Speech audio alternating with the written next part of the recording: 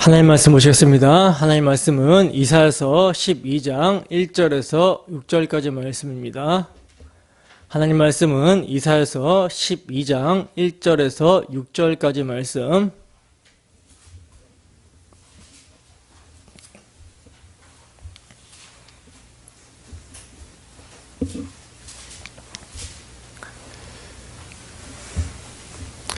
다 찾으셨으면 우리 함께 한 목소리로 합독합니다. 시작.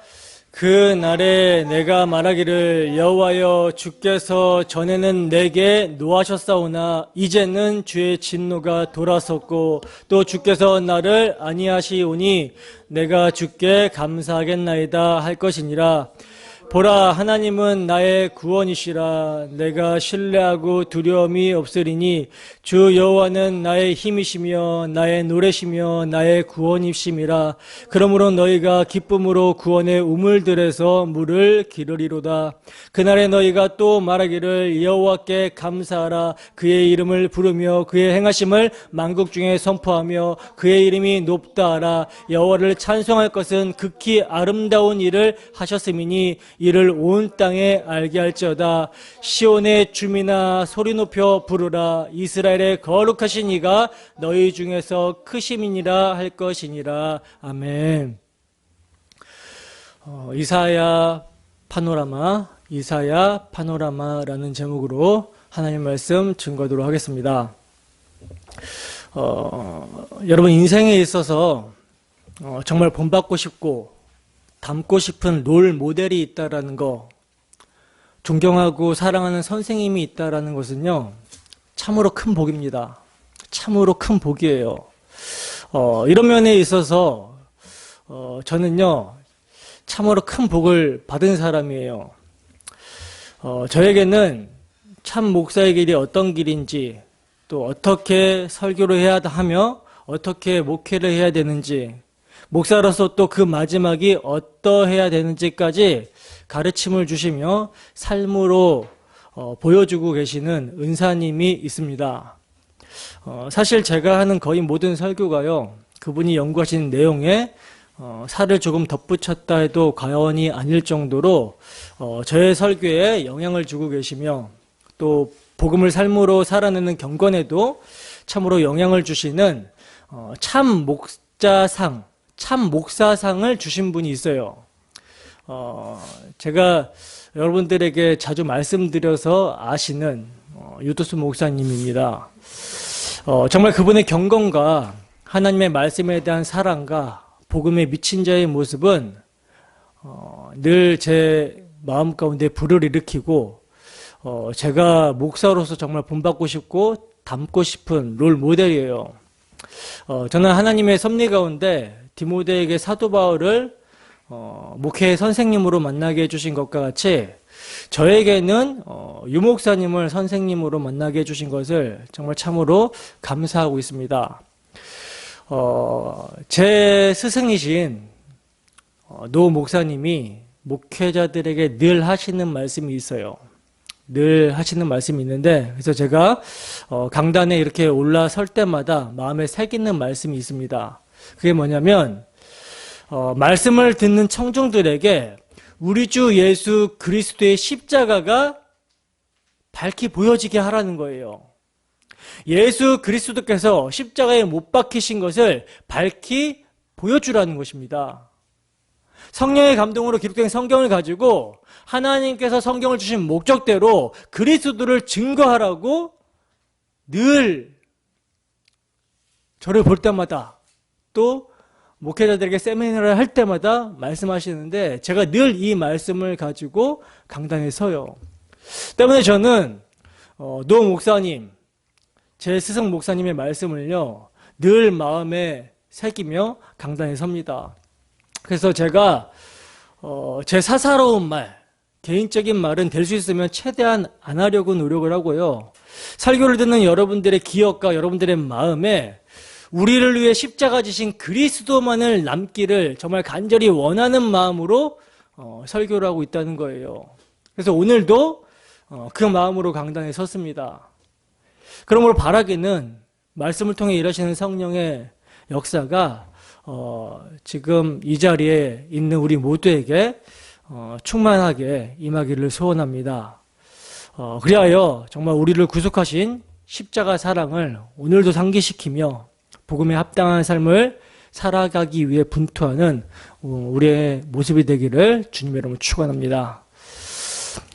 우리는 지난 시간까지 시가서를 다 살펴봤고요. 오늘부터는 이제 선지서를 파노라마 형식으로 살펴보고자 합니다. 이사야서를 시작으로 총 17권의 선지서를 살펴볼 텐데요.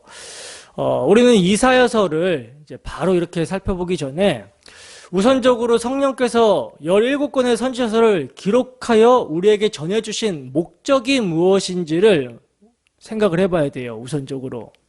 왜냐하면 기록한 목적대로 해석하는 것이 바른 해석이고 목적대로 증거하는 것이 선지서를 바르게 사용하는 것이 되기 때문이라는 거죠. 그러므로 선지서를 기록한 목적대로 바르게 해석하고 증거하기 위해서는요, 문서 선지자들, 그러니까 성경을 기록한 문서 선지자들이 세움을 받은 시기를 염두에 둬야 돼요. 성경을 기록하여 후대에 전해준 문서 선지자들은요, 모두 16명인데, 근데 이들이 세움을 받은 시기가요, 모두가 다 언제 세워졌냐면, 예루살렘의 멸망을 전후로 해서 세움을 받은 선지자들이라는 거예요. 성경을 기록한 문서 선지자들이. 그래서 여러분, 선지서의 내용들은요, 모두 뭐와 관련이 있어요? 예루살렘의 멸망과 연관이 되어 있습니다. 그리고 선지자들이 활동하던 당시에는요, 하나님의 말씀을 뭘로 전했냐면 구두로 전했어요. 입에서 입으로 전했다라는 거죠. 근데 이 구두로 전한 말씀을 기록하게 하셨단 말입니다. 그렇다면 기록 목적이 뭐겠어요? 기록 목적은 당대를 위해서가 아니라 후대를 위해서 기록하게 하신 거라는 거죠. 그러므로 후대를 위해서 기록한 선지서는요, 크게 4가지 주제를 증거하고 있는데, 첫 번째 주제는 죄를 책망하는 거예요. 첫 번째 주제는 죄를 책망하는 것입니다. 그리고 두 번째 주제는 심판을 경고합니다. 그리고 세 번째 주제는 회개를 촉구하고, 네 번째 주제는 포로에서 돌아오게 하리라 하신 회복을 약속을 하고 있다는 거예요. 이게 선지서의 중심 주제라는 거죠. 첫 번째는 뭐라고요? 죄를 책망하고, 두 번째는 심판을 경고하고, 세 번째는 회개를 촉구하고, 네 번째는 돌아오게 하시겠다라는 회복을 약속하고 있다라는 거. 이게 선지서의 주제입니다. 그렇다면 이제 이 4가지 주제 중에 어느 것이 중심적인 주제인가 라고 하는 점을 우리가 인식을 할 필요가 있어요. 왜냐하면 여기에 선지서를 기록한 목적이 있기 때문이라는 거죠. 여러분, 성경은 문제에 대한 해답입니다. 제가 늘 강조하지만 성경은 문제에 대한 해답이에요. 문제가 발생했기 때문에 그 해답으로 성경이 주어졌다라는 거죠. 문제는 항상 누가 일으킵니까? 사람이 일으켜요. 사람이 일으키고 그 해답은 언제나 하나님이 행해 주십니다. 바로 선지서도 그 문제에 대한 해답이에요. 인간이 문제를 일으킨 것에 대한 해답. 그래서 보시면 죄를 책망하고 심판을 경고한 것, 즉 멸망받아 포로로 끌려가는 것이 뭡니까? 선지서에서는 문제죠. 그리고 이에 대한 해답으로 주어지는 것이 뭐다? 바로 돌아오게 하리라 라는 회복의 말씀이에요. 그렇다면 죄로 인한 멸망이라는 문제를 인간이 자력으로 해결하여 돌아올 수 있다라는 말인가? 그 말이 아니죠. 인간들 스스로는요, 죄의 문제를 해결하고 돌아올 수 있는 길이 없어요. 돌아올 수 있는 사람이 없기 때문에 하나님이 해답을 주심으로 돌아오게 하신다라는 것입니다. 이게 선지서의 대주제예요. 그래서 하나님은 해답으로 이사야서 53장 6절 말씀처럼 우리 무리의 죄악을 누구에게? 그에게 담당시키셨도다 라고 한 대속 제물을 준비해 주셨다라는 거죠. 그렇게 하셔서 돌아오게 하리라 하고 약속하셨던 거란 말입니다. 그렇다면 선지서의 중심 주제는 심판, 멸망, 추방에 있는 것이 아니라 뭐에 있다? 돌아오게 하리라 라는 회복의 말씀, 약속의 말씀이 있다라는 것이 분명해지는 거죠. 바로 여기에 소망이 있고 구원이 있는 거예요. 근데 여러분 이 점에서 우리가 놓치지 말아야 되는 게 있는데, 그게 뭐냐면 주님께서, 내 아버지께서 이제까지 일하시니 나도 일하신다 하신 이 하나님의 일하심은요, 출애굽이나 출바벨론이 아니라는 점이에요. 하나님께서는요, 아담과 하와가 타락한 현장에서 그 즉시 내가 하리니 하고 원복음을 말씀하셨습니다. 즉 일을 바로 시작하셨다는 거예요. 그 일의 핵심이 뭡니까? 여자의 후손을 보내셔서 여자의 후손으로 하여금 뱀의 머리를 밟아 상하게 하고 택하신 자들을 구원하여 주시는 데 있다는 거죠. 이게 일이에요, 이게 일. 그러므로 성경은요, 출애굽, 출바벨론을 예표로 해서 궁극적으로는 뭘 말하고자 함입니까? 죄로 말미암아 사탄의 포로가 된 자들을 풀어 해방시키는, 죄로 말미암아 사탄의 포로된 자리에서 택하신 자들을 돌아오게 해주시겠다라는 기쁜 소식을 말씀하고 있다는 거예요. 이해가 되십니까? 근데 오늘날 현대교회는 뭡니까? 이러한 기쁜 소식이 가려져 있죠. 모세 얼굴에 수건이 가려져 있는 것처럼 그렇게 가려져 있다 보니까 선지서를 대하는 관점이 어떻습니까? 대부분이요, 죄를 책망하고 심판을 경고하고 회개를 촉구하는 교훈에 초점을 맞추고 있는 것이 현실이에요.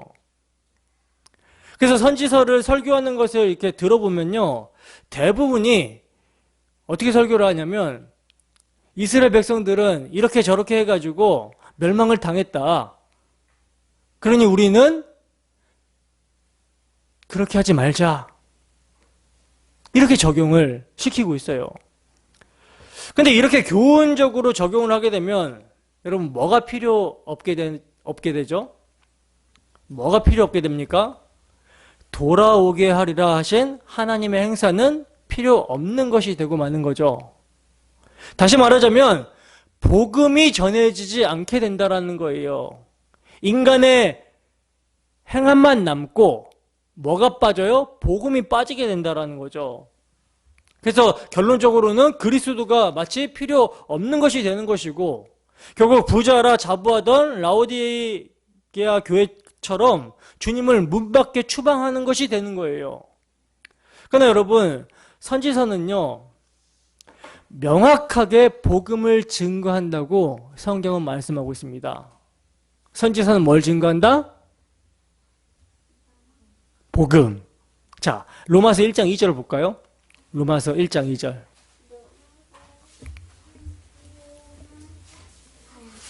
로마서 1장 2절 말씀 봅시다. 1장 2절이요.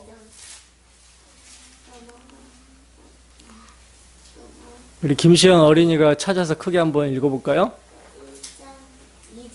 2절만. 큰 소리로.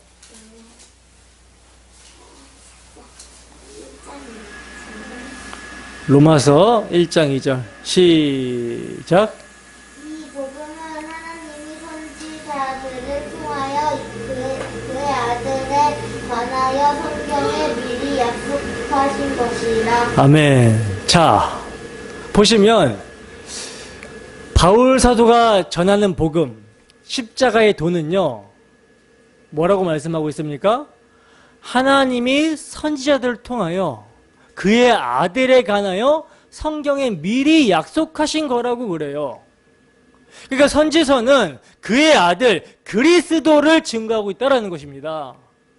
그러므로 선지서가 말씀하고 있는 궁극적인 회복은요, 주의 성령이 임하셨으니 이는 가난한 자에게 복음을 전하게 하시려고 내게 기름을 부으사 나를 보내사 포로된 자에게 자유를 눈먼 자에게 다시 보게 함을 전파하며 눌린 자를 자유롭게 하고 주의 은혜를 전파하게 하려 하심이라 하였더라. 이에 예수께서 그들에게 말씀하시되 이 글이 오늘 너희 귀에 응하였느니라.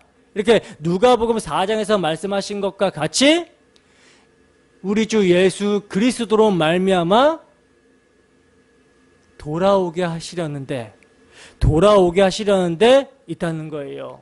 이 점이 주님께서 마태복음에서 하신 말씀에서도 잘 드러나는데 찾아봅시다. 마태복음 13장 17절 말씀.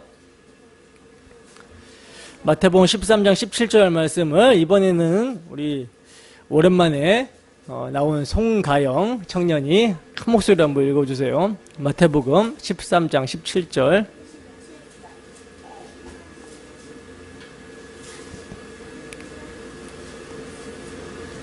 시작.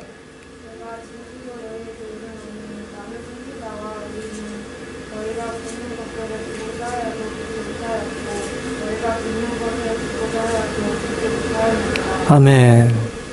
선지자와 의인이 누굴 증거했어요? 그리스도를 증거했고 그리스도를 보기를 원했는데 보지 못하고 듣지 못했죠. 그러므로 여러분, 선지자들이 예언한 돌아오게 하리라 라는 회복의 말씀은요, 1차적으로는 뭐예요? 지금 포로로 바벨론에 끌려갔으니까 그 바벨론에서 돌아오게 하리라, 이게 이제 1차적인 약속이지만 궁극적으로는 이것을 예표로 해서 뭘 보여주고 있는 것입니까? 죄로 말미암아 사탄의 포로된 자리에서 돌아오게 하시겠다. 누구로 말미암아? 그리스도로 말미암아. 이 복합적인 계시라는 거예요. 여러분, 선지자들이 책망하는 죄는요, 어느 시대나 동일하게 기승을 부리고 있습니다. 어느 시대나 동일하게 기승을 부리고 있어요. 그러므로 선지자들이 경고한 심판은 오늘날에도 이제도 유효하다라는 거죠. 때문에 선지자들을 통해서 약속하신 돌아오게 하리라 하심도 끝난 것이 아니라 주의 오래 참으심으로 지금도 은혜로 택하심을 따라 남은 자들을 돌아오게 하시는 기회가 남아있다라는 거죠. 그러므로 여러분, 선지서는요, 과거지사도 아니고 그렇다고 교훈집도 아니에요. 이를 기록하게 하여 후대에 전해주신 목적은 선지서에 기록되어 있는 4가지 주제를 그 시대마다 세움을 받은 대언자들의 입을 통해서 선포하게 하시기 위해서라는 것입니다. 그러므로 오늘날도 세움을 받아 강단에서 말씀을 전하는 목회자들은요, 죄를 책망해야 되는 것이고 무섭게 책망해야 돼요. 무섭게 죄를 책망해야 되는 것이고 죄로 말미암는 심판을 경고해야 되는 것이며, 그래서 회개를 촉구해야 되는 것입니다. 그러나 그럼에도 불구하고 해답은 뭐다? 인간이 주체가 아니죠. 인간이 주체가 아니에요. 해답은 돌아오게 하리라 하신 하나님의 복음, 아들의 복음이 있다라는 점을 놓치면 안 된다라는 것입니다. 아들의 복음이 전해져야 죄를 깨닫게 되고 십자가 앞에서 심판을 보게 되며 그리고 회개하고 돌이키게 되는 거예요. 여러분, 우리가 선지서에서 증가하고 있는 복음에 확고해야 되는 것은요, 문서 선지자들은 16명에 불과하지만 당시에 거짓 선지자들은 부지기수로 많았다는 거예요. 엄청나게 많이 있었다라는 것입니다. 그래서 열왕기상 22장에 보면 그게 또 나오고, 에레미야서 23장 16절에 봐도 당시에는 거짓 선지자들이 엄청 많았다는 거예요. 그러면 당시에 거짓 선지자들이 엄청 많았다면 오늘날은 어떠하겠습니까? 오늘날은 뭐 차고 넘치죠. 오늘날에도. 그렇다면 오늘날 이 시대의 거짓 선지자들은 누구이며 성도들을 미혹하는 자는 누구란 말인가? 이제 이런 물음이 제기가 될 수 있는데, 아마 정말 이제 사기를 쳐야겠다라고 작정하는 목회자가 아니라면, 작정하고 목회자가 된 사람이 아니라면 모든 설교자가 자신은 싹군이, 거짓 선지자가 아니라고 생각을 할 거예요. 그러므로 이 점에서 참 선지자와 거짓 선지자의 특성이 무엇인지를 인식을 해야 되는데, 여러분, 거짓 선지자들의 특징은요, 하나님의 백성들의 상처를 가볍게 여기면서 말하기를 평강하다라고 거짓 평안을 말하는 데 있습니다. 진짜 평안은 누구예요? 하나님께서 언약하시고 약속하신, 다윗 언약을 세워주시면서 약속하신 메시아 언약. 이게 진짜 평화죠. 예수 그리스도를 보내시겠다, 여자의 후손을 보내시겠다라는 메시아 언약을 믿음으로 하나님과의 그 관계성에서 화목하는 거, 이것이 진짜 참된 평안이에요. 이것이 영적인 치료고 이것이 고침을 받는 길입니다. 근데 당시에 선지자나 제사장들, 거짓 선지자나 제사장들은 가짜 평안을 말했다는 거죠. 죄로 말미암는 그 심령이 상한 자들에게 가짜 평안을 주는 거예요. 가짜 평안이 뭐겠습니까?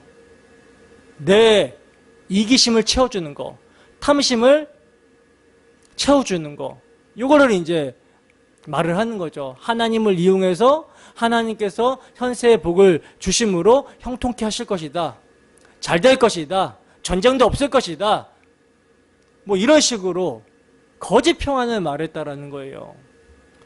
근데 특이한 것은 뭐냐면, 정말 죄를 지적하고 너네 그렇게 하다 망한다, 하나님이 심판하신다, 이런 참된 선지자들은 좋아하지 않는 반면, 백성들이 거짓 평안을 말하는 자들, 그렇게 우상을 섬기고 있는데도 불구하고 잘 될 거야, 하나님이 우리와 함께 하시니 전쟁도 없을 거야, 기근도 일어나지 않을 거야, 모든 일이 잘 될 거야, 이렇게 거짓 평안을 말하는 자들을 백성들이 좋아하고 그들이 인기가 있었다는 거예요. 그걸 성경이 증거하고 있어요. 에레미야서 5장 30절에 31절입니다.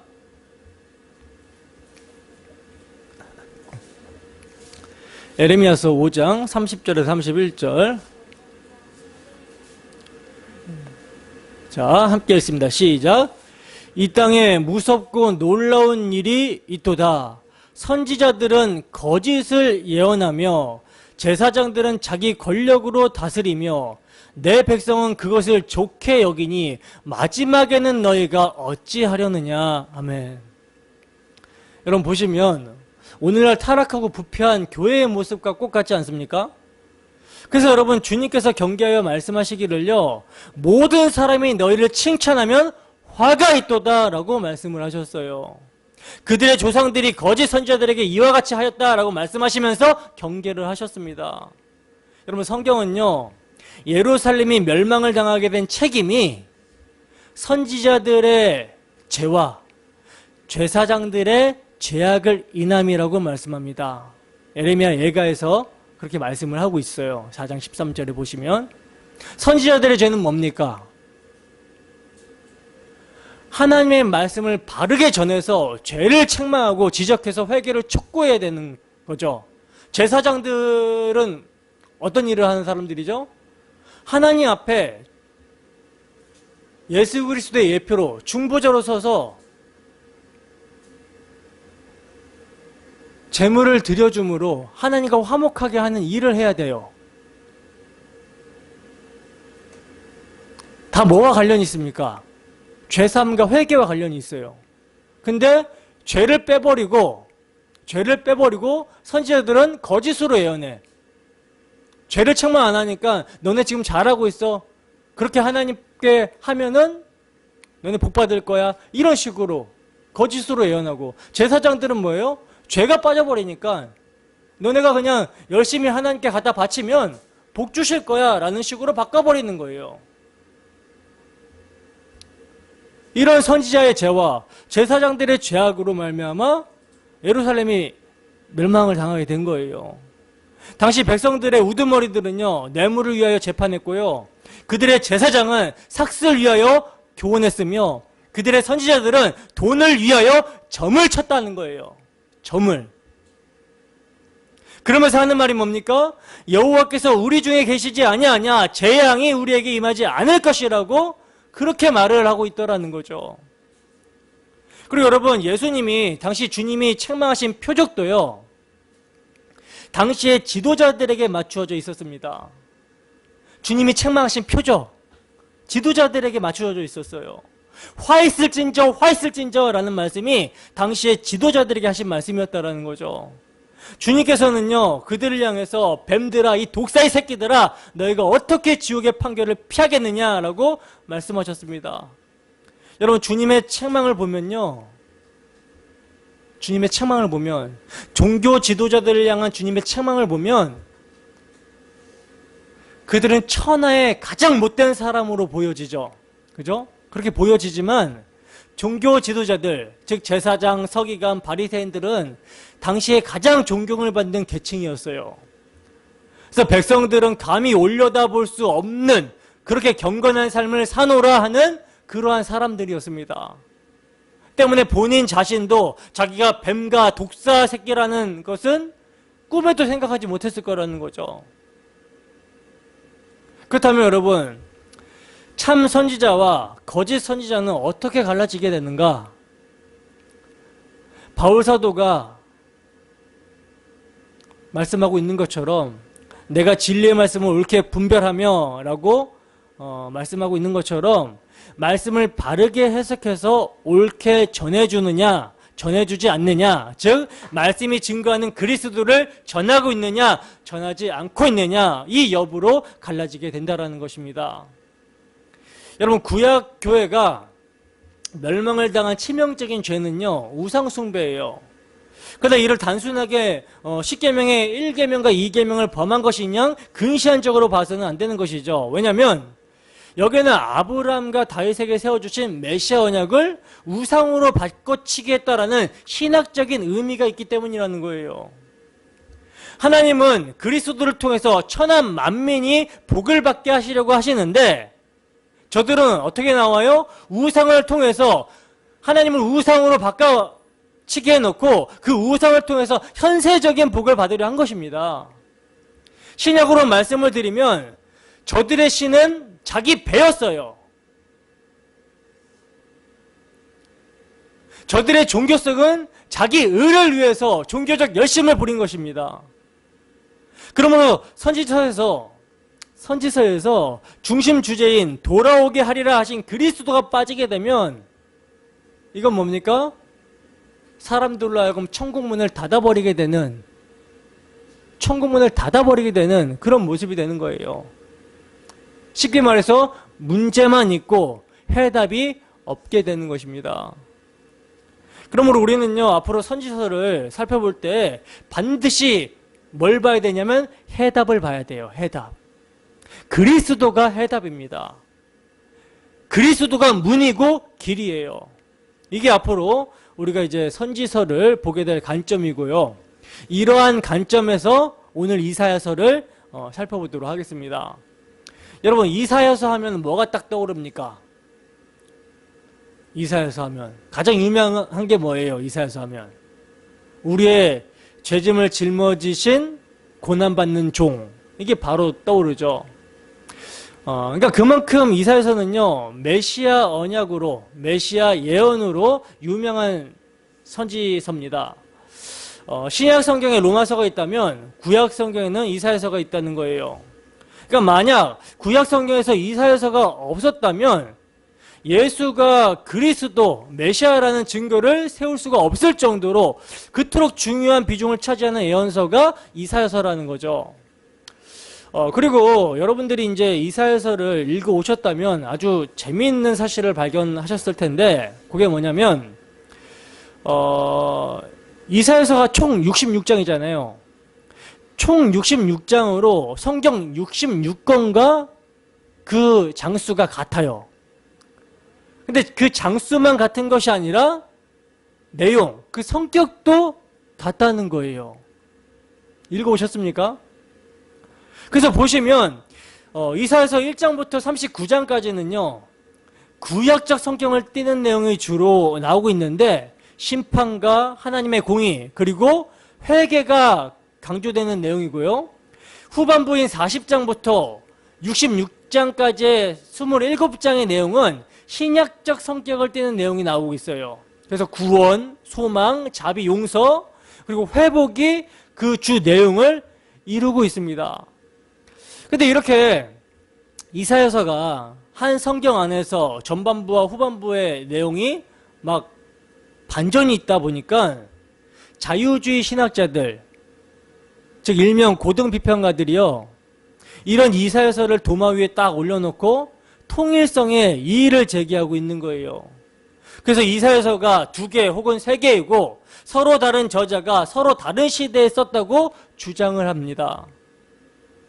그래서 1장에서 39장까지만 이사야 선지자의 기록이고 나머지는 누군지 알 수 없다. 나머지 기록은 누군지 알 수 없다. 그래서 40장에서 55장까지는 제2 이사야, 56장에서 66장은 제3 이사야가 기록을 했다라고 이렇게 주장을 하고 있어요. 저는 여기에 대해서 이런 주장을 하는 사람들에게 묻고 싶어요.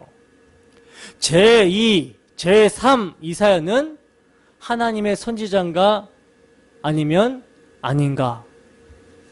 영감된 하나님의 말씀인가 아닌가? 그들이 선지자라면 이름을 숨겨야 될 이유가 무엇인가?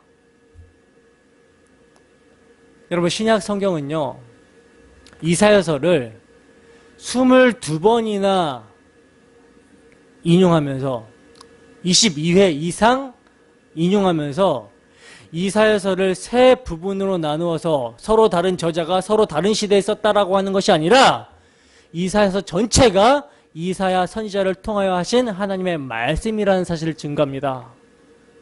그래서 성경의 자증성이 굉장히 중요한 거예요. 예를 들면 복음서들은요, 세례 요한의 등장을 한결같이 선지자 이사야에 하신 말씀의 성취라고, 예언의 성취로 말씀을 하고 있어요. 이사야서 40장 3절 볼까요? 이사야서 40장 3절.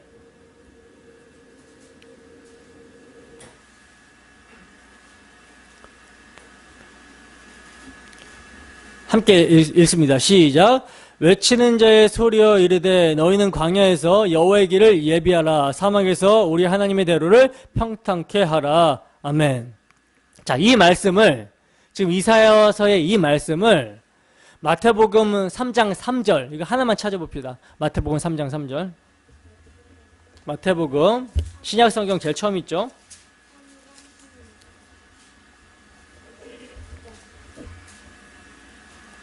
자, 함께 했습니다. 시작. 그는 선지자 이사야를 통하여 말씀하신 자라 일렀으되 광야에 외치는 자의 소리가 있어 이르되 너희는 주의 길을 준비하라. 그가 오실 길을 곧게 하라 하였느니라. 아멘. 자, 이렇게 지금 이사야서 40장 3절 말씀을 신약성경 마태복음 3장 3절, 지금 우리가 읽은 말씀과 마가복음 1장 2절, 누가복음 3장 4절, 요한복음 1장 23절, 4복음서가 공히 이것을 인용해서 세례 요한의 등장을 이사야 선지자가 예언한 예언의 성취임을 증거를 하고 있다는 거예요. 그리고 주님은요, 회당에서, 안식일날 회당에서 선지자 이사야의 글을 읽으시는데 주의 성령이 내게 임하셨으니 이는 가난한 자에게 복음을 전하게 하시려고 내게 기름을 부으사 나를 보내사 하신 이사야서 61장 1절을 찾으셔서 낭독하신 후에 이 글이 오늘날 너희 귀에 응하였느니라 하고 누가복음 4장 이후의 말씀에서 자신이 예언의 성취자임을 증거하셨다는 거예요. 그리고 사도행전에서 빌립 집사가 누굴 만나죠? 에디오피아 내시를 만나잖아요. 그래서 에디오피아 내시를 만나서 복음을 전할 때 그 내시가 읽고 있었던 성경이 바로 이사야서 53장입니다. 이사야서 53장을 에디오피아 내시가 읽고 있으면 읽으면서 이 말씀 어렵다 막 이런 식으로 하고 있었어요. 근데 그때 빌립 집사가 나타나서 그 이디오피아 내시를 만나서 이사야서 53장을 가지고 뭘 전해줍니까? 복음을 전했죠. 복음을 전해주죠. 성경은요, 이를 가리켜서 선지자 이사야의 글이라고 정확하게 증언을 하고 있다는 거예요. 근데 지금 신약 성경이 지금 우리가 계속 살펴봤던 것처럼 지금 신약 성경이 이사야 선지자의 글이라고 증거하고 있는 이 말씀들이요, 모두가 다 고등비평 자유주의 신학자들이 이건 이사야의 글이 아니야, 이사야 선지자의 기록이 아니야 라고 주장하는 40장 이하에서 나오는 말씀이에요. 40장 이후로 나오는 말씀들입니다. 신약 성경에서 이사야 선지자가 예언했다라고 하는 이 말씀이 다 40장 이하에 나오는 말씀이라는 거예요. 그 내용은 뭡니까? 예수가 그리스도이심을 증거하는 중요한 대목들에서 인용한 말씀이죠. 그러면 묻습니다. 자유주의 신학자들이 신약 성경의 저자들보다 권위가 있습니까? 없죠. 이게 성경의 자정성이에요. 성경의 자정성이 정말로 중요합니다. 그리고 신약에 이런 본문들을 설교할 때 이건 선지자 이사야가 기록한 말씀이 아니고 누군지 알 수 없는 제2, 제3의 이사야의 글이라고 말을 한다면 어떻게 되겠어요? 만약 자유주의자들이 주장하는 바를 받아들이게 되면요, 이것은 이사야서에서, 그러니까 이사야서에 대한 훼손뿐만 아니라 이사야서를 근거로 말하여 예수가 그리스도이심을 증거하고 있는 신약 성경 전체의 권위에 치명적인 손상을 입게 되는 거고, 궁극적으로는 예수가 그리스도시라는 증거가 훼손될 수밖에 없다는 거예요. 여러분, 이사야 선지자는요, 우시야와 요담, 아하스와 히스기야 4대에 걸쳐서 활동하는 선지자입니다. 그래서 이사야 선지자의 활동 기간을 우시야 왕이 죽던 해로부터 이렇게 계산을 해가지고 예루살렘을 침략했다가 군사 18명 5천 명이 싹 다 죽고 고국으로 돌아가서 죽임을 당한 사네립의 때까지 이렇게 계산을 해보면 58년 이상 이제 이사야 선지자가 활동하게 되거든요. 그러면 이토록 오랜 기간에 걸쳐서 이사야서가 기록이 된 것이라면 문체가 다양하다라는 것은 자연스러운 일이죠. 그리고 내용은 그들이 이성의 잣대로 보려고 해서 통일성이 없다라고 하는 것이지, 이사야서는요, 성령의 감동으로 기록된 성경입니다. 성령의 감동으로 기록된 책이기 때문에 성령의 조명하심 가운데 이사야서를 보게 되면 이사야서는 그리스도를 증거하는데 너무나도 통일성 있고 일관성 있는 책으로 보여지게 된다는 거예요. 그래서 여러분, 성경을 볼 때 가장 중요한 건 뭐다? 성령의 조명이다. 성령의 조명이 굉장히 중요해요. 성령의 조명이 없으면요, 아무리 성경을 읽어도, 루소 같은 사람은 성경을 백독했다 그러거든요. 성경을 백독해서 그가 한 말이 뭐냐면, 나는 왜 그리스도인이 아닌가? 이것을 결론을 내렸어요. 그러나 성령의 조명이 있으면 성경이 어떻게 보여요?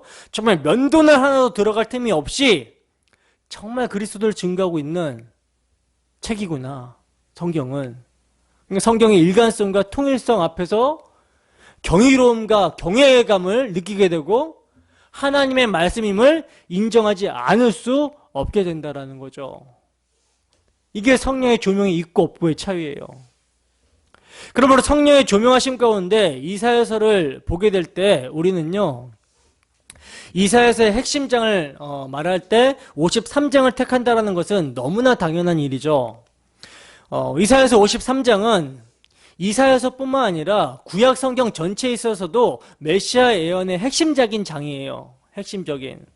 우리가 신앙이 침체가 되고 신앙생활에 생기가 없고 심령의 갈급함을 느끼게 될 때, 그때 이제 이사야 53장을 이제 묵상하거나 낭독하게 되면 회복의 역사가 일어납니다. 왜? 왜냐하면 이 자체가 복음이기 때문이라는 거죠. 그래서 우리가 성찬식 때도 이 53장을 읽게 되면 마음이 막 뜨겁고 그러잖아요. 그죠? 한번 제대로 한번 읽어볼까요? 이사야서 53장 4절에서 11절 말씀. 이사야서 4절에서 11절 말씀. 자, 함께 읽습니다. 시작. 그는 실로 우리의 질고를 지고 우리의 슬픔을 당하였거늘 우리는 생각하기를 그는 징벌을 받아 하나님께 맞으며 고난을 당한다 하였노라. 그가 찔림은 우리의 허물 때문이요 그가 상함은 우리의 죄악 때문이라. 그가 징계를 받음으로 우리는 평화를 누리고 그가 채찍에 맞음으로 우리는 나음을 받았도다. 우리는 다 양 같아서 그릇 행하여 각기 제 길로 갔거늘 여호와께서는 우리 모두의 죄악을 그에게 담당시키셨도다. 그가 곤욕을 당하여 괴로울 때에도 그의 입을 열지 아니하였으며 마치 도수장으로 끌려가는 어린 양과 털 깎는 자 앞에서 잠잠한 양같이 그의 입을 열지 아니하였도다. 그는 곤욕과 신문을 당하고 끌려갔으나 그 세대 중에 누가 생각하기를 그가 살아있는 자들의 땅에서 끊어짐은 마땅히 형벌받을 내 백성의 허물 때문이라 하였으리요. 그는 강포를 행하지 아니하였고 그의 입에는 거짓이 없었으나 그의 무덤이 악인들과 함께 있었으며 그가 죽은 후에 부자와 함께 있었도다. 여호와께서 그에게 상함을 받게 하시기를 원하사 질고를 당하게 하셨은즉 그의 영혼을 속건제물로 드리기에 이르면 그가 씨를 보게 되며 그의 날은 길 것이요 또 그의 손으로 여호와께서 기뻐하시는 뜻을 성취하리로다. 그가 자기 영혼에 수고한 것을 보고 만족하게 여길 것이라. 나의 의로운 종이 자기 지식으로 많은 사람을 의롭게 하며 또 그들의 죄악을 친히 담당하리로다. 아멘. 어떠세요? 어떠세요, 여러분? 마음이 좀 뜨거워지십니까? 이게 구약 성경에 나타난 갈보리입니다. 갈보리 사건이에요. 그래서 여러분 이사야서에는요, 구원이라는 말이 30회, 구속자라는 말이 28번 이상이나 등장을 하고 있습니다. 이것은 뭘 말해주는 거겠습니까? 이사야서의 중심 주제가 구원과 구속자이신 메시아, 그리스도라는 사실을 말씀해주고 있는 것이죠. 오늘 우리가 본문으로 읽은 말씀이 이사야서의 중심 주제를 잘 나타내주고 있는데 이사야서 12장 1절에서 3절 말씀 읽어봅시다. 시작. 그날에 내가 말하기를 여호와여 주께서 전에는 내게 노하셨사오나 이제는 주의 진노가 돌아섰고 또 주께서 나를 아니하시오니 내가 주께 감사하겠나이다 할 것이니라. 보라 하나님은 나의 구원이시라. 내가 신뢰하고 두려움이 없으리니 주 여호와는 나의 힘이시며 나의 노래시며 나의 구원이심이라. 그러므로 너희가 기쁨으로 구원의 우물들에서 물을 기르리로다. 아멘. 이게 여러분 이사야서의 중심 주제라는 거예요. 중심 주제 구원입니다. 구원. 근데 여러분 이사야서에서는요 또 하나의 핵심장이 있어요. 그것은 이제 6장인데 6장 1절 볼까요? 6장 1절 함께 읽어봅시다. 시작. 우시야 왕이 죽던 해에 내가 본즉 주께서 높이 들린 보좌에 앉으셨는데 그의 옷자락은 성전에 가득하였고. 아멘. 여러분 이사야 선지의 소명을 지금 말하고 있는 대목이거든요. 왕이 죽던 해에 우시야 왕이 죽던 해에 보좌에 앉으신 하나님을 지금 이사야 선지자가 계시하고 있는데 이 계시하고 있는 의도가 뭘까요?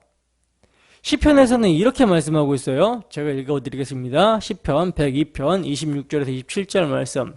천지는 없어지려니와 주는 영존하시겠고 그것들은 다 옷같이 낡으리니 의복같이 바꾸시면 바뀌려니와 주는 한결 같으시고 주의 연대는 무궁하리이다. 아멘. 그러니까 우시야 왕이 죽은 시점에서 이사야 선지자가 하늘 보좌를 지금 보여주고 있는 것은요, 이사야 선지자에게 하늘 보좌를 보여주고 있는 것은 보이는 왕, 그러니까 지상의 왕, 이 지상의 왕은 유한하기 때문에 갈리어도 하늘 보좌에 앉으신 왕, 이 왕은 영존하시고 한결같으시며 무궁하시다라는 사실을, 갈리지 않는다라는 사실을 말씀해주고 있는 거예요. 지상 나라들이 하늘 보호자에 의해서 통치가 되고 있음을 계시하기 위해서 이사야 선지자에게 이런 모습을 보여주셨다라는 거죠. 그러므로 여러분, 보좌에 앉으신 하나님은요, 성경 전체로 보아도 중심적인 주제입니다.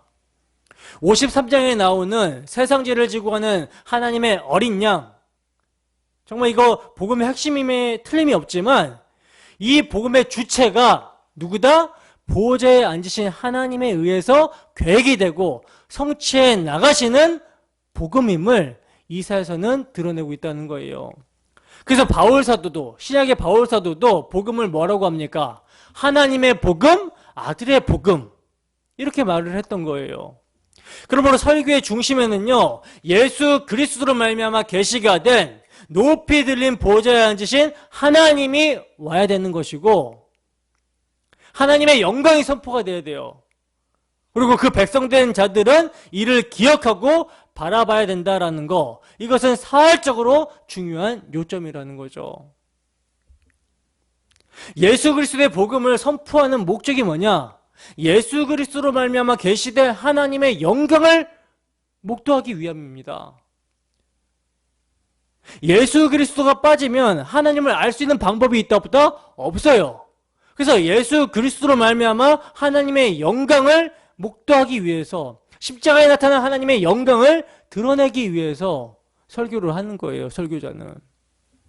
그러므로 이사야서의 중요한 핵심 주제는 두 가지.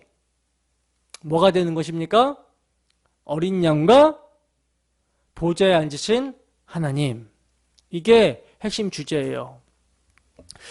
여러분, 바로 이사야서의 핵심 두 주제인 보좌와 어린 양을요, 보좌에 앉으신 하나님과 어린 양을 우리가 신약 성경의 마지막 요한계시록에서 만나게 된다는 것은 매우 감격적인 일이죠. 이사야가 우시야 왕이 죽던 어려운 시기에, 정말 어려운 시기에 높이 들린 보좌를 본 것처럼 사도 요한도요, 반모라고 하는 유배지에서 높이 들린 보좌와 일찍 죽임당한 어린 양을 봤다는 거예요. 계시록에는 보좌라는 단어가 44회, 어린 양이라는 단어가 29번 등장을 하고 있는데, 백성과 방언에서 아무도 능히 셀 수 없는 큰 무리가 흰 옷을 입고 보좌 앞과 어린 양 앞에 서서 큰 소리로 구원하심이 보좌에 앉으신 우리 하나님과 어린 양에게 있도다 하면서 감격과 감사 가운데 외치고 있는 모습을 보게 되고요. 반면에 보좌에 앉으신 이의 얼굴에서와 그 어린 양의 진노에서 우리를 가리라, 그들의 진노의 큰 날이 이르렀으니 누가 능히 서리요 하면서 진노, 어린 양과 보좌에 앉으신 이의 진노도 나타내고 있습니다. 이처럼 보좌에 앉으신 이와 일찍 죽임당한 어린 양은요, 이사야서뿐만 아니라 성경 전체에 있어서도 중심적인 주제라는 거죠. 그러므로 여러분, 이사야서를 구속사라는 맥락에서 바라보면요, 정말 경탄할 정도로 통일성과 일관성이 있음을 대하게 된다는 거예요. 선지자의 메시지는요, 이사야서 1장 4절을 보시면 슬프다 범죄한 나로요, 허물진 백성이요, 행악의 종자요, 행위가 부패한 자식이로다. 그들이 여호와를 버리며 이스라엘의 거룩하신 이를 만홀히 여겨 멀리하고 물러갔도다 라고 하면서 죄와 허물로 말미암아 심판당하게 된 슬픔과 절망으로 시작을 하고 있어요. 그리고 이 죄와 허물은, 이 백성들의 죄와 허물은 장이 거듭할수록 쌓여갑니다. 이것이 바로 뭡니까? 인간이 범한 소행이죠. 근데 하나님께서는요, 후반부에 가서 어떤 일을 행하시고 있냐면, 이사야서 53장 6절에서 아까도 말씀드렸지만 우리는 다 양 같아서 그릇 행하여 각기 제 길로 갔거늘 여호와께서는 어떤 일을 행하셔요? 우리 모두의 죄악을 그에게 담당시키셨도다 하고, 우리 모두의 죄악을 자기 아들에게 담당시키시는 일을 하셨다는 거예요. 이것이 바로 그리스도를 통해서 이루어 주실 하나님의 일, 하나님의 행사였다라는 거죠. 그렇다면 왜 이렇게 해주셨는가? 아브라함과 다윗에게 언약하신, 다시 말하면 하나님의 구원 계획을 성취하시기 위해서 그렇게 해주셨다라는 거예요. 여러분, 우리는요, 지금 이스라엘의 역사를 공부하고 있는 것이 아닙니다. 여자의 후손, 아브라함의 자손, 다윗의 자손, 그리스도에게서 성취가 된 하나님의 구원 계획을 하나님께서 어떻게 이루어오셨는가를 깨닫기 위해서 성경을 상고하고 있다는 거예요. 하나님께서 아브라함에게 내 씨로 말미암아 천하 만민이 복을 얻으리니 하신 그 언약, 즉 구속 사역을 어떻게 이루어오셨는가, 이걸 지금 상고하고 있는 것입니다. 그래서 보시면 이사야서도요, 이사야서에서도 아브라함과 다윗에게 세워주신 언약이 등장하고 있는 것을 보게 된다는 거예요. 이사야서 41장 8절 볼까요?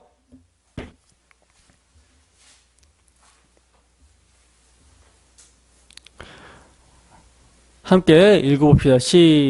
다 찾았죠? 읽어봅니다. 시작. 그러나 나의 종 너 이스라엘아 내가 택한 야곱아 나의 것 아브라함의 자손아. 자, 보시면 하나님은 이스라엘을 어떻게 부릅니까? 나의 종, 너 이스라엘아, 나의 택한 야곱, 나의 택한 야곱아, 나의 벗 아브라함의 자손아 라고 부르고 있어요. 아브라함의 언약이죠. 그리고 51장 2절에서는요, 너희 조상 아브라함과 너희를 낳은 사라를 생각하여 보라고 하면서 아브라함이 혼자 있을 때 내가 그를 부르고 그에게 복을 주어 창성하게 하였다라고 말씀하시면서 그들이 언약 백성이다라는 사실을 상기시켜주고 있습니다. 그리고 이사야서와 이사야 선지자와 동시대에 세움을 받은 미가 선지자는요, 그의 예언을 보면 주께서 옛적에 우리 조상들에게 맹세하신 대로 야곱에게 성실을 베푸시며 아브라함에게 인애를 더하시리이다 라고 하면서 아브라함에게 언약하신 바를 지켜주실 것을 확신하면서 마치고 있다는 거예요. 아브라함 언약, 굉장히 중요한 거죠. 그리고 이사야서는요, 아브라함 언약뿐만 아니라 다윗 언약도 등장을 시키고 있어요. 다윗 언약도 등장을 시키고 있는데 9장 6절과 7절 말씀을 보시면요, 9장 6절과 7절 말씀 한번 찾아볼까요? 9장 6절과 7절 말씀, 함께 읽습니다. 시작. 이는 한 아기가 우리에게서 낳고 한 아들을 우리에게 주신 바 되었는데 그의 어깨에는 정사를 메었고 그의 이름은 기묘자라 모사라 전능하신 하나님이라 영존하시는 아버지라 평강의 왕이라 할 것입니다.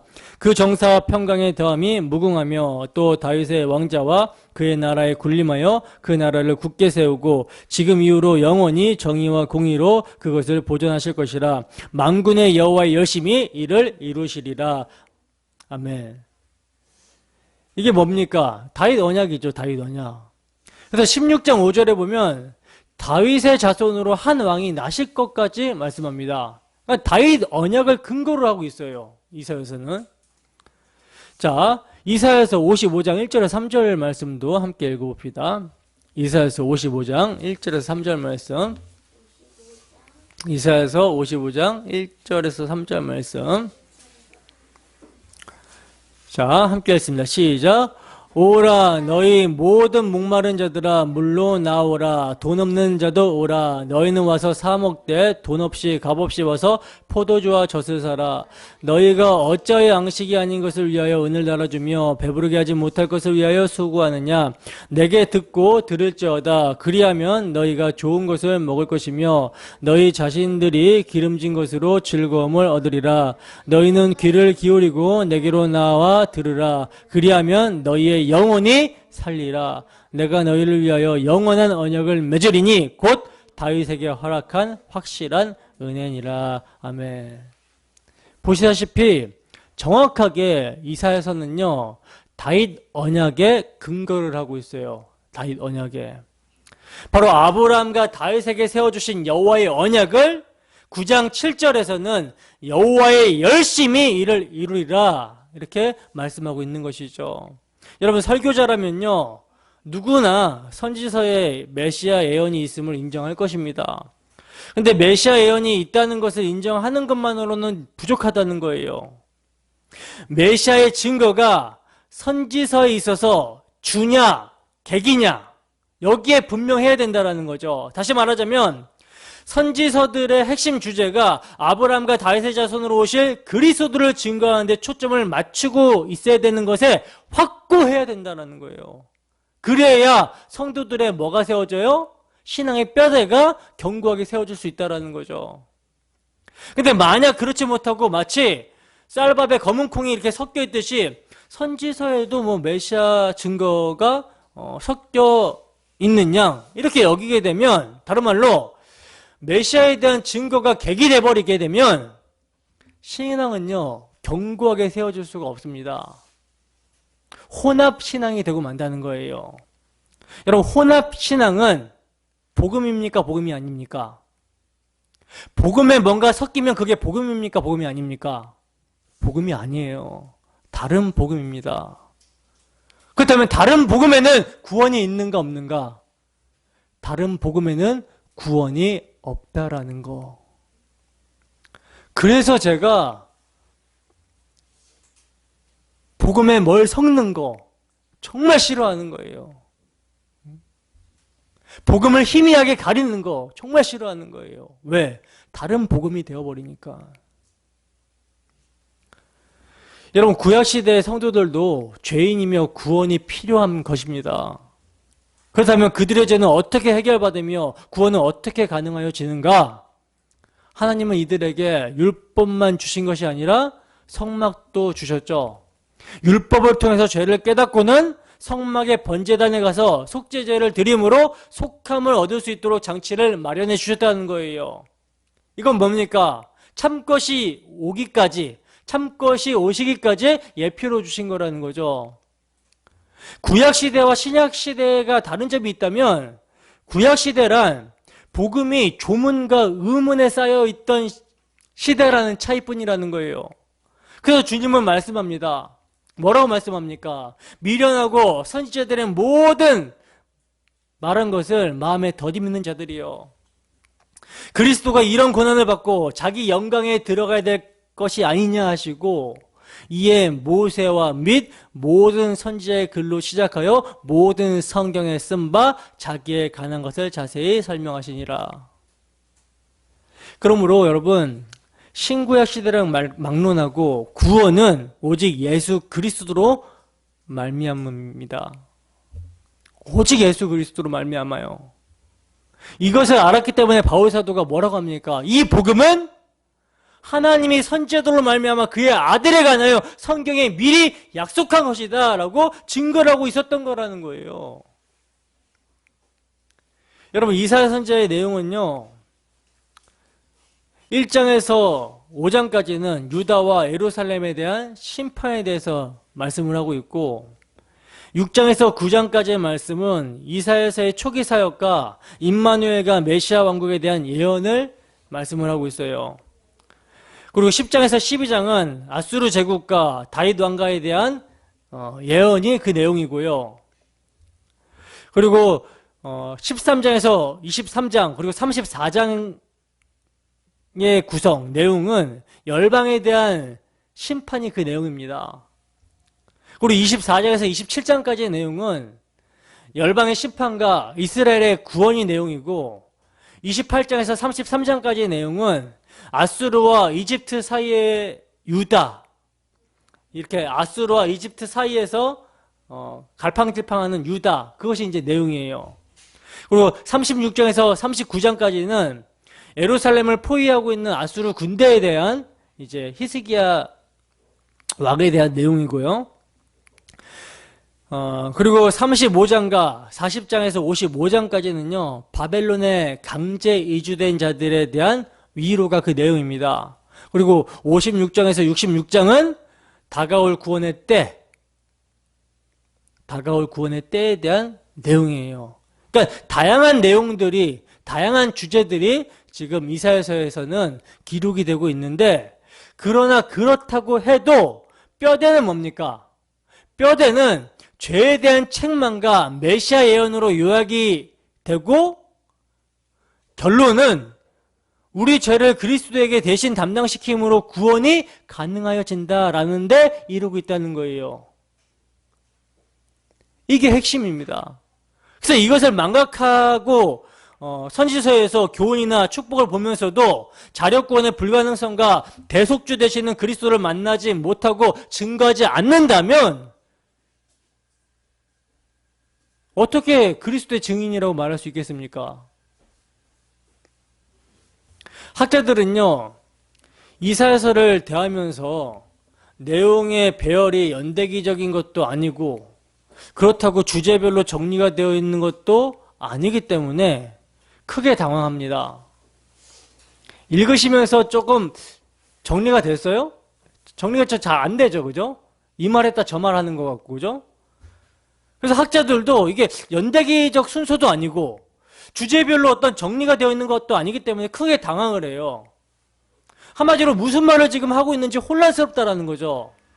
그러나 이러한 혼란은 이사야 선지서의 기록 목적과 중심 주제를 망각했기 때문에 일어나는 혼란이라는 거예요. 여러분, 우리가 서두에서 살펴봤지만 선지서를 기록해 하신 목적이 무엇이었습니까? 선지서를 기록해 하신 목적. 하나님은요, 예루살렘의 심판을 전후로 해서 16명의 문서 선지자들을 집중적으로 투입하셨어요. 투입시키셨습니다. 그러나 그렇게 투입했다고 해가지고 이스라엘의 멸망이 막아졌냐? 그건 아니죠. 이스라엘의 멸망을 막은 선지자는 단 한 사람도 없었습니다. 그렇다면 이 실패를 보여주시려고 기록했단 말인가? 아니죠. 여기에는 여러분 윤리적인 면과 신학적인 면이 있습니다. 윤리적인 면은요, 죄에 대한 책망과 심판에 대한 경고예요. 이 점에서 우리가 직시해야 될 점은 뭐냐면 저들은 율법대로 행하지를 않았습니다. 아니, 행할 수도 없었죠. 성경은 그래서 율법의 행위로는 그의 앞에서 의롭다 하심을 받을 육체가 없나니, 의인은 없나니 하나도 없다. 즉 자력권의 불가능성을 말씀하고 있는 거예요. 그러면 구약의 성도들 그리고 신약의 성도들은 어떻게 구원을 얻을 수 있단 말인가?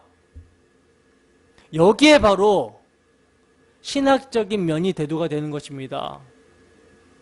메시아 언약 안에서, 그리스도 안에서 구원이 가능했던 거라는 거죠.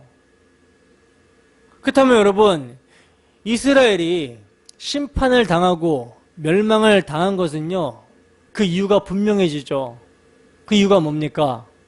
저들은 율법을 지키지 않아서 그로 말미암아 멸망을 한 것이 아니라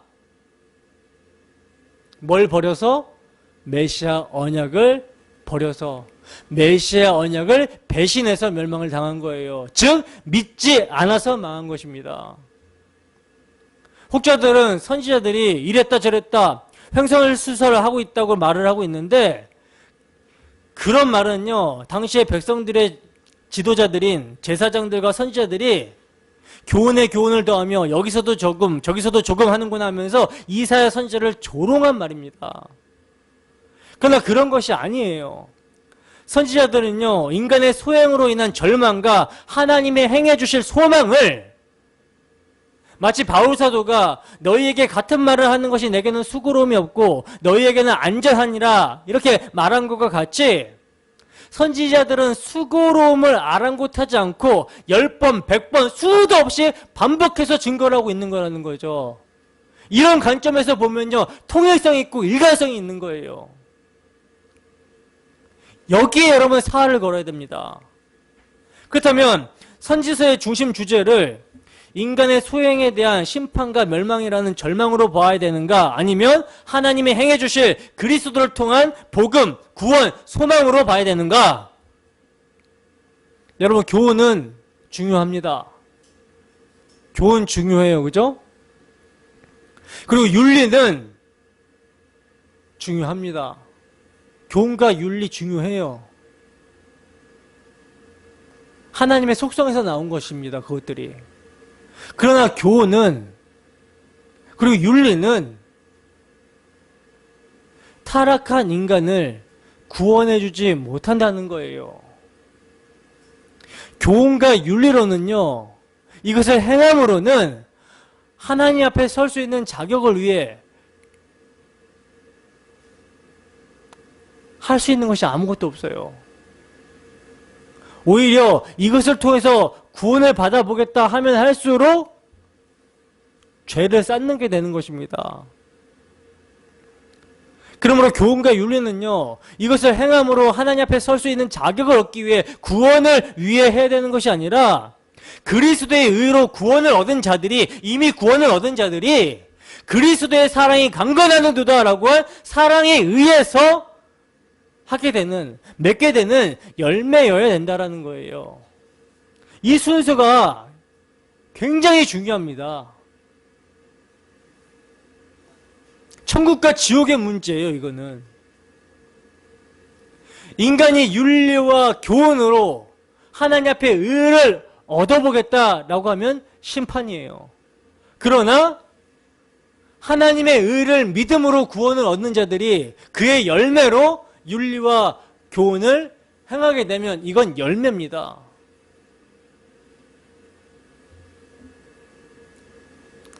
여러분, 복음은 뭘 폭로합니까? 복음은 뭘 폭로하죠? 가영이, 복음은 뭘 폭로하죠? 죄를 폭로하죠. 그죠? 죄를 폭로해요. 내가 정말 뼛속 깊이 죄인이라는 사실, 하나님 앞에 내가 의는 하나도 없구나 라는 사실을 폭로합니다.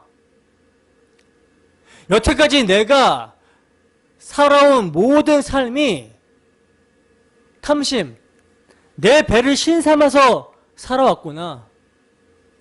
내 의와 내 만족을 채우기 위해서, 자기 의를 위해서, 자기 자존심을 위해서, 자기가 기준이 되어서 살아왔구나. 이 모든 것이 죄구나 라는 사실을 복음은 폭로해버려요. 그렇다면 이 폭로로 복음이 끝난 것입니까? 아, 나는 어차피 죄인이구나. 끝입니까? 아니죠. 아니죠. 복음은 그렇게 폭로를 하고 죄인이라는 사실을 깨닫게 하고 하나님 앞에서 두려워 떨게 하고 그 다음에 뭘 붙잡게 합니까? 자기 의를 폭로시키고 자기 의가 죄라는 사실을 깨닫게 하고 그 자기 의, 내가 내 의를 채우려고 살아왔던 거, 내 만족을 위해서 살아왔던 거, 내 기준으로 위해서 살아왔던 거 이거 버리게 하고 그걸로 채우려고 했던 것을 버리게 하고 이제 예수 그리스도의 의를 붙들고 그 의로 살아가게 되는 거예요. 예전에는 내 의를 채우기 위해서 살았다면 이제는 그리스도의 사랑이 강건하심으로 말미암아 뭘로 채워요? 하나님의 사랑으로 채워가는 것입니다. 그래서 옛사람은 날마다 죽었다 여기고 죄가 폭로되고 말씀에 의해서 드러날수록 옛사람은 죽었다 여기고 이제 그리스도께서 이루신 구속의 은혜로 말미암아 새로운 피조물로서 내 의가 아니라 하나님의 의를 힘입어 복음에 합당한 삶, 하나님의 영광을 위한 삶을 살아가게 되는 거예요. 그래서 뭐합니까? 기도라는 것을 하는 것이죠. 그래서 뭐합니까? 말씀을 듣는 것이죠. 말씀을 들으면 들을수록 의에 주리고 목마른 상태, 심령에 가난한 상태, 그것이 되니까 그리스도를 더욱더 의지하게 되고 그리스도가 우리를 위해서 행하신 그 구속의 은혜를 붙잡게 되고 거기에서 오는 감격과 감사와 기쁨으로 말미암아 기꺼이 나 자신을 산 제물로 하나님께 드리게 되는 그러한 모습이 나타나는 거죠. 하나님의 의로 하나님의 사랑으로 이제는 우리를 채우게 되는 거죠. 그 동력이 뭡니까? 복음이에요. 복음. 근데 우리에게서 그런 모습이 안 나타난다면 복음에 합당한 삶, 경건의 능력이 안 나타난다면 지금 동기가 뭘로 살아가는 거라는 증거예요. 우리가 살아가고 있는 동기가 뭘로 살아가고 있는 증거가 되는 것입니까? 내 의로, 여전히 내 탐심으로, 자기 즐거움과 만족으로 살아가고 있는 증거가 되는 것이죠. 그러나 우리에게 복음에 합당한 삶의 모습이 나타나게 된다면 그것은 뭘 증거하게 되는 것입니까? 하나님의 의가, 하나님의 은혜가, 하나님의 사랑이 우리 안에 강권하는 그 모습이 증거가 되는 거예요. 그래서 열매라고 하는 것입니다. 열매라고. 그러므로 선지서의 기록 목적은요, 당대를 위한 것도 아니고 바벨론 포로에서 돌아오게 해주심을 증거하는 데 있는 것도 아닙니다. 왜냐하면 하나님의 구원 계획, 즉 하나님 나라의 건설은 바벨론 포로 귀환으로 회복되는 것이 아니기 때문이라는 거예요. 궁극적인 성취는 에덴에서 추방당한 아담의 후예들이 돌아올 수 있어야만 합니다. 그리고 이 회복은 율법을 통한 윤리나 교훈으로 되어지는 것이 아니라 어린 양의 구속으로만 가능하여진다라는 점이에요. 그러므로 주님은 너희가 성경에서 영생을 얻는 줄 생각하고 성경을 상고하거니와 이 성경이 곧 내게 대하여 증거하는 것이로다 라고 말씀하셨습니다. 선지서의 궁극적인 기록 목적은 그리스도를 증거하는 데 있다는 거예요. 그러므로 여러분, 선지서의 예언에는요, 복합성이 있어요. 복합성. 즉 두 장면이 겹쳐 있다는 거죠. 첫째는 선지자 당대로부터 시작하여 바벨론 포로에서 회복이 되는 장면이고, 둘째는 그리스도의 초림으로부터 시작하여 재림 때의 최후 심판으로 완성이 될 장면이 겹쳐 있는 거예요. 여러분, 이사야서는요, 한결같이 심판과 돌아옴, 즉 회복을 약속합니다. 그 심판이 당대에는 바벨론에 의하여 예루살렘이 멸망당하는 것으로 임하였으나 궁극적으로는 최후의 심판으로, 그리고 회복에 대한 예언이 1차적으로는 바벨론으로부터 귀환할 것을 의미하지만 궁극적으로는 그리스도를 통한 회복을 내다보고 있는 거라는 거예요. 이 복합성입니다. 그래서 이런 맥락으로 이사야서는요, 크게 두 부분으로 나누어지는 거예요. 1장부터 39장까지는 주로 죄에 대한 책망과 심판에 대한 경고, 즉 진노를 말씀하고 있는 문맥이고, 내 백성을 위로하라 하고 시작이 되고 있는 40장부터 66장에서는 초점이 위로와 회복, 즉 은혜에 맞춰져 있다는 거예요. 전반부의 죄에 대한 진노가 보호자에 앉으신 이의 공의와 결부가 되어 있다면, 후반부의 은혜는 보호자에 앉으신 이의 사랑의 발로입니다. 발로. 하나님의 공의와 사랑은 갈보리 십자가에도 동시에 나타나고 있음을 우리가 유념을 해야 된다는 거예요. 그리고 전반부에는, 이사야서 전반부에는 하나님의 진노의 막대기가 아수르와 바벨론으로 나타나고 있는데, 근데 여기서 아수르에 의해서 누가 멸망하죠? 북이스라엘은 멸망을 당하지만 남유다는 하나님이 막아주심으로 구원을 얻게 되잖아요. 그죠? 왜 이렇게 해주시는 것입니까? 북왕국이 멸망당하는 것을 보고 회개하시기를 기대하셨기 때문이라는 거예요. 그러나 끝까지 회개하지 않자 어떻게 됐어요? 약 130년 후에 바벨론에 의해서 멸망하게 되죠. 바벨론에 의해서 정복을 당하게 되죠. 이를 통해서도 보여주시려고 하시는 것은, 보여주고 말씀하시려는 메시지가 있는데, 그게 뭐냐면 그것은 죄의 값은 멸망이라는 것과 인간 스스로 자력구원의 불가능성입니다. 그러므로 이사야서는요, 그리스도의 탄생으로 시작해서 그분의 공생의 사역을 위해 기름 부음을 받은 예수님의 말씀 사역, 예수님의 인격, 예수님의 순종, 예수님의 순환과 죽으심, 예수님의 부활, 예수님의 승천, 그가 다시 오심으로 완성이 될 새하늘과 새 땅, 이걸로 대단원의 막을 내리고 있다는 거예요. 그리스도의 탄생은 7장 14절에 있죠. 찾아볼까요?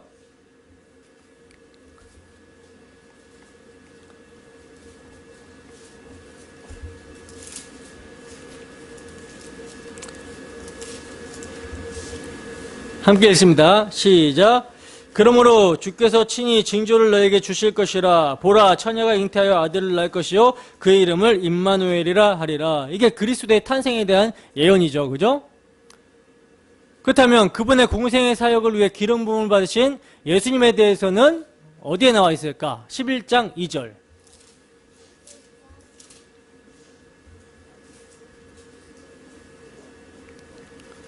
함께 읽습니다. 시작.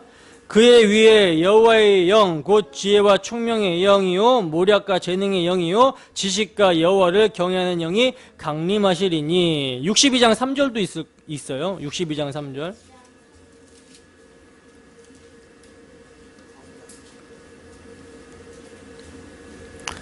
(62장 3절) 함께 읽습니다. 시작.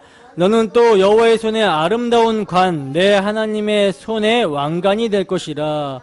이게 이제 예수님의 공생의 사역을 위해 기름 부음 받는 모습을 지금 묘사를 하고 있는, 그 예언을 하고 있는 것이죠. 자, 예수님의 말씀 사역은 우리가 아까 살펴봤죠. 주의 성령이 내게 임하셨으니 이는 가난한 자들로 하여금 복음을 전파하기 위해서.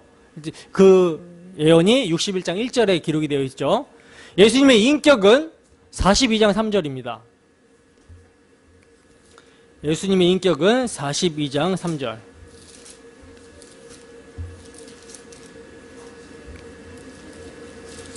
이게 이제 예수님의 인격이에요. 함께 읽습니다. 시작. 상한 갈대를 꺾지 아니하시며 꺼져가는 등불을 끄지 아니하고 진실로 정의를 시행할 것이며. 아멘. 이게 이제 예수님의 인격에 대한 예언. 예수님의 순종에 대한 예언은 50장 5절. 50장 5절.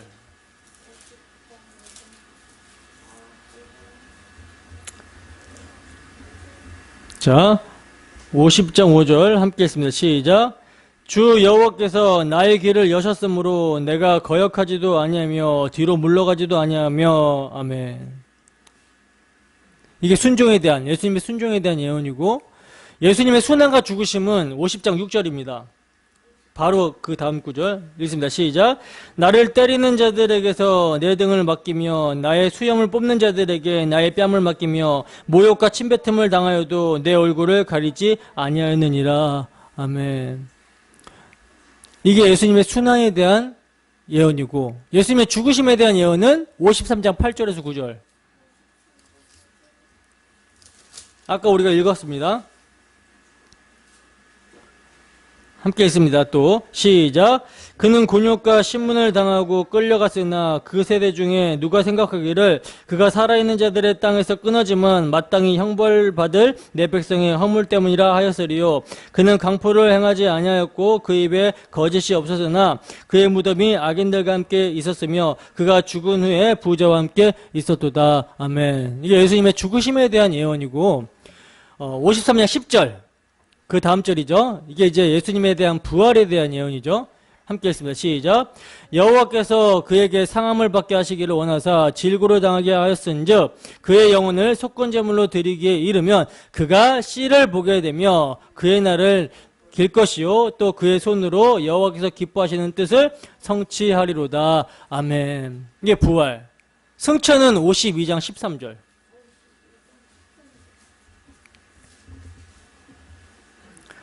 예수님의 승천 읽습니다. 시작. 보라 내 종이 형통하리니 받들어 높이 들려서 지극히 존귀하게 되리라. 아멘. 자, 마지막으로 그가 다시 오심으로 완성이 될 새하늘과 새 땅은 65장 10절입니다.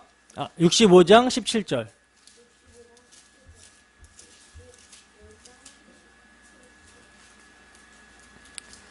함께 읽습니다. 시작. 보라 내가 새하늘과 새 땅을 창조하나니 이전 것은 기억되거나 마음에 생각나지 아니할 것이라. 아멘. 자, 이렇게 이사야서는 예수님이 다시 오심으로 말미암아 완성이 될 새하늘과 새 땅, 이걸로 이제 대단원의 막을 내리고 있는 거예요. 누구에게만 소망이 있음을 지금 계시하고 있는 것입니까?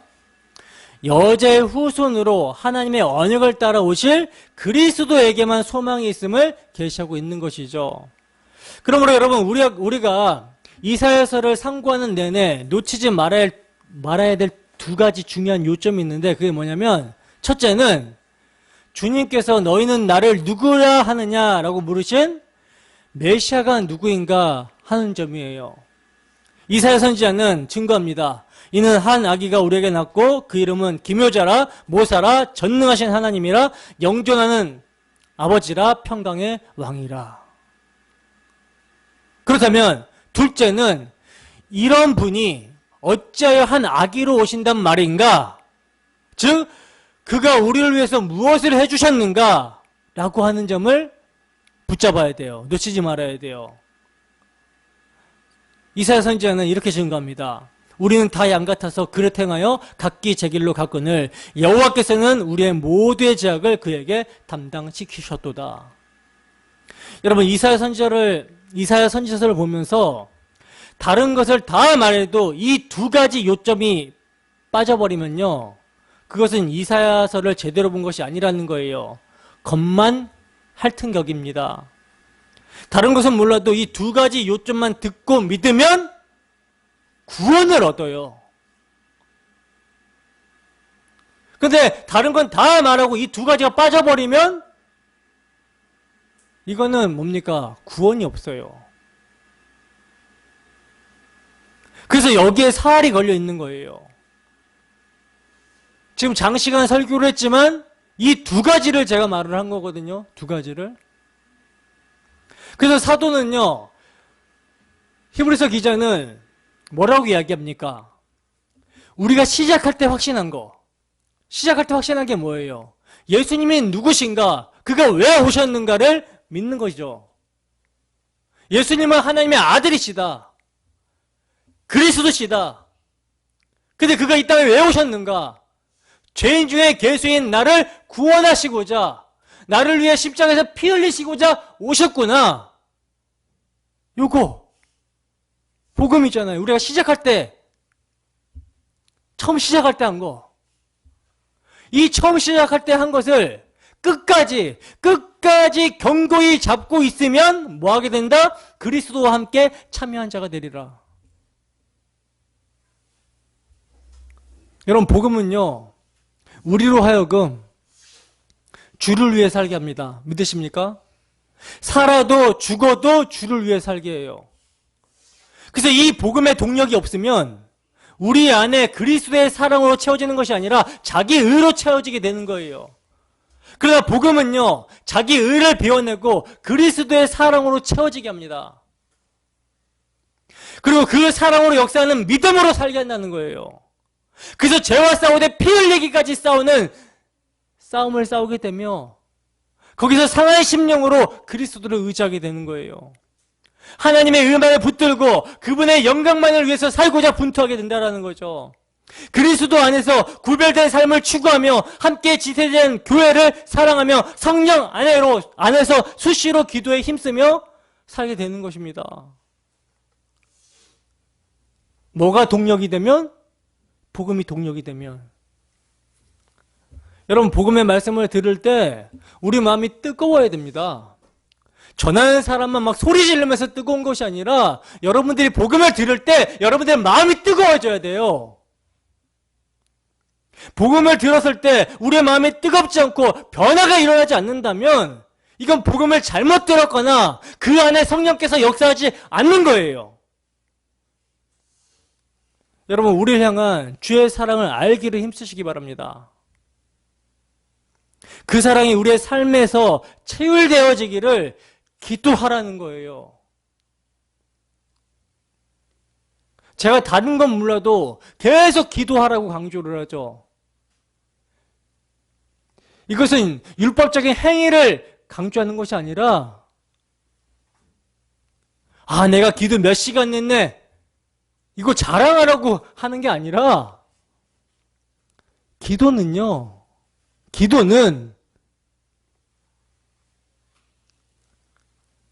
나는 하나님 없으면 아무것도 아닙니다 라는 고백이에요.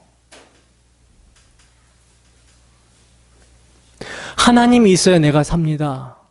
내 힘으로 아무것도 할 수 없고 난 전적으로 무능하오니 하나님 내 안에서 일하여 주시옵소서. 그게 기도입니다. 그래서 기도하라는 거예요.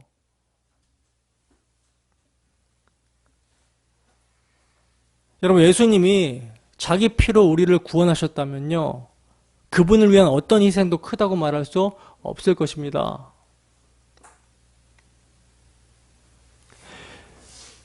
선지서를 통해서, 특별히 이사야 선지서를 통해서 복음을 들었습니다. 마음이 어떠십니까?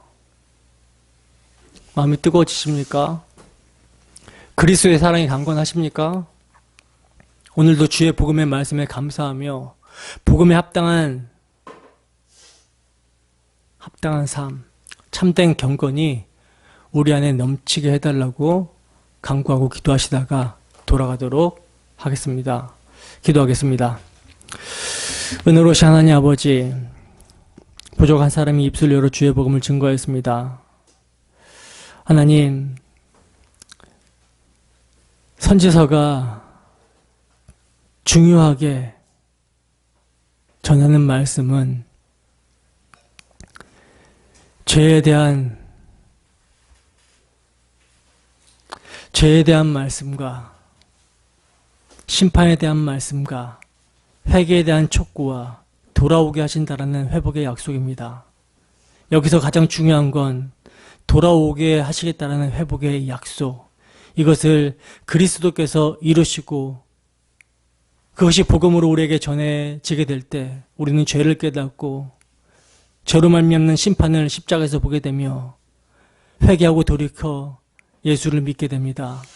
하나님, 이 시간 주 성령께서 역사하여 주셔서 우리의 마음 가운데 복음을 적용시키시고 복음에 합당한 삶, 정말 그리스도의 사랑이 강건함으로 말미암아 복음에 합당한 삶을 살기 위해서, 주를 위해서 우리가 분투하며 기도하는 우리의 모습이 될 수 있도록 주여 함께하여 주시옵소서. 나태하고 게으른 방종의 삶이 아니라 내 의와 내 탐심과 내 자랑과 내 모든 것들은 부인당하고 비워지고 그 비워진 곳에서 하나님의 의와 하나님의 사랑과 그리스도의 은혜가 채워지고 넘쳐나기를 기도합니다. 주께서 은혜를 베풀어 주시옵소서. 감사드리며 거룩하신 예수님 이름으로 기도드립니다. 아멘.